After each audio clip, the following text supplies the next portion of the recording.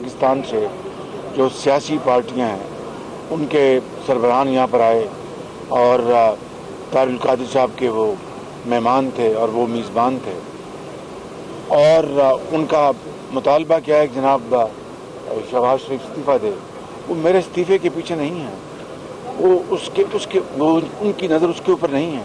उनकी नज़र ऐसे मंसूबों के ऊपर है कि ये जो अवामी मंसूबे जो गरीब और दुखी इंसानियत के लिए बनाए गए हैं, चाहे वो बर्न यूनिट्स हैं, चाहे वो सर्जिकल वार्ड है, चाहे वो मुल्तान का किडनी सेंटर है, चाहे वो मुजफ्फरगढ़ में तैयब अर्दवान अस्पताल की एक्सटेंशन है 250 बेड की, चाहे वो गुर्दे और लिवर का जो सेंटर है अभी जो इसका इफ्ताह हमने पिछले साल किया 25 दिसंबर को, चाहे वो ऑरेंज लाइन है, ये वो असल में उनकी मुखालफत में ये मेरी मुखालफत कर रहे हैं कि ये मंसूबे जो लगाए जा रहे हैं ये लग गए तो फिर वो पहले ही अपने सूबों में उनको मुंह दिखाने की जगह नहीं है।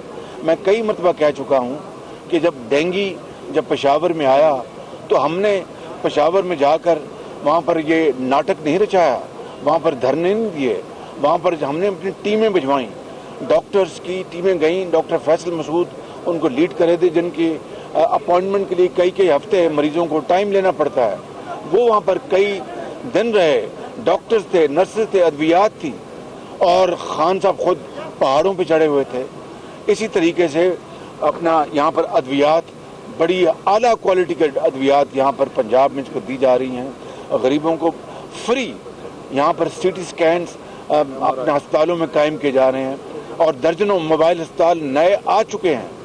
तो ये मुखालफत ये मेरी नहीं कर रहे थे, ये मुखालफत कर रहे थे इन मंसूबों की, जिससे कि पूरे पंजाब में जो जाल जो फैला दिया गया है वो अपने सूबों में अवाम को क्या फेस करेंगे। शर्मसार हैं, 4.5 साल गुजर गए, अब 5-6 महीने रह गए, इसमें वो क्या करेंगे। चाहे पेशावर की मेट्रो हो या फ्रंटियर में अस्पतालों की बात हो, तो मैं समझता हूँ कि इसलिए इन्होंने कल जो मैं मुबारकबाद पेश करता हूँ, शुक्रिया अदा करता हूँ पंजाब के अवाम का अमूमी तौर पर और लाहौर के अवाम का खसूसी तौर पर कि कल उन्होंने इस एहतजाज को, इस नाटक को और जो वक्त ज़ाया अवाम का कर रहा है, किस तरह कल ट्रैफिक जमी रही, हमें स्कूल बंद करने पड़े, उस एरिया में कॉलेज बंद करने पड़े, ये कौम के वक्त का ज़या है। ये क्यों नहीं जाते अपने सूबों में जाके काम करें, मेहनत करें। इलेक्शन जब आएगा तो अवाम जिसको वोट देंगे, जिसको भी अवाम वोट देंगे, वो आगे बढ़े और अवाम की और खिदमत करे। ये इसलिए ये तड़प रहे हैं, इसलिए इनको बहुत तकलीफ है। और किस तरह इन्होंने कल दुश्नाम तराजी की, वो अल्फाज कहे कि जो एक शरीफ आदमी की जुबान पर नहीं आ सकते।